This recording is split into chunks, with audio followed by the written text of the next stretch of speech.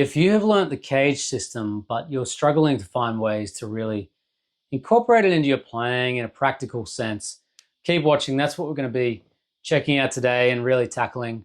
I've got some great passages for you that use this diagonal motion across the fingerboard. That is a great way to connect the different shapes together in a real smooth and musical fashion. So one example we're going to learn is this one here.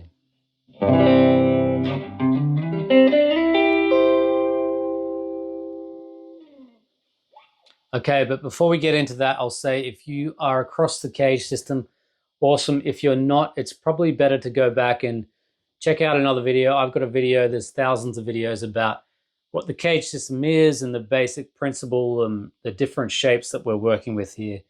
That's going to probably be a bit more helpful than if you've got a bit of a background, right? So, first of all, the CAGED system is a great way to know your different parts of the neck. But if you just move through the shapes like this, it can be a bit clunky and sound almost like an exercise, right? So we want to smooth that out. So I'm going to show you how we can do that. It involves adding one extra note, the second degree of the scale. So I'll point that out when we get to it. So let's start from this open C shape here.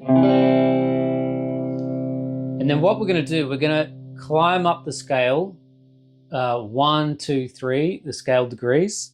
So that's going to be C, D, E. Now that extra note I was talking about is the D, right? That's the second. So if we go 1, 2, 3, now if we keep that ring finger held down on the 7th fret there, then that becomes now part of the next shape. So if I bring my index finger down on the 5th fret, bar it over the D and the G, now I get this little triad structure here, which is built out of a G shape. So I have, okay, now I'm going to take the top note that I was just sitting on the G string on the 5th fret. I'm going to use the same scale idea, going 1, 2, 3. So that's going to be 5, 7, 9 on the G string. And then I'm going to complete the triad shape. Going to keep my ring finger on the 9, then just fill in those extra notes to create the triad, right? And then that's going to end up being the upper structure of an E shape. Okay, so altogether we've gone from the C shape to the G shape to the E shape.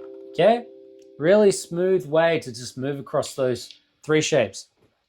Okay, now if so we're playing over the chord C there. If we move to an F, so the 4 chord of that key, let's look at another example. So F would be here. So that's playing it out of an E shape. So then I can use the same idea, the same basic principle, but now we're just moving through different shapes. Okay, so we'll go 1, 2, 3. Again, keep your ring finger held down and then bar the 3rd fret on the A and the D to create this low triad shape here. That's actually out of a D shape. D, yeah. Right, so then same thing, jump off from the last note we were on, F, 1, 2, 3. Fill out keep your ring finger where it is. Fill out the rest of the triad. That actually goes up to the C shape, right? F out of a C shape. So we have.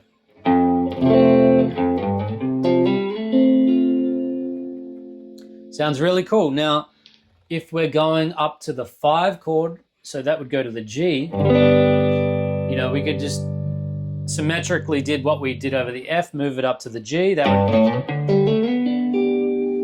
But to give you another option, I'll play from this G here on the D string. So I'll go again, 1, 2, 3, and then and I should say when I say 1, 2, 3 over the F and over the G, so that's more 1, 2, 3 over those the equivalent modes. So F would be Lydian, G would be mixed Lydian, but it's the same intervals really, just a tone and a tone. So it's going to work out being the same thing. So from back to this G shape. So 1, 2, 3, fill out the triad, and then 1, 2, 3, and then you can end on these pair of thirds up here, which is the top of an A shape, right? So we've gone from to the C shape to the A shape.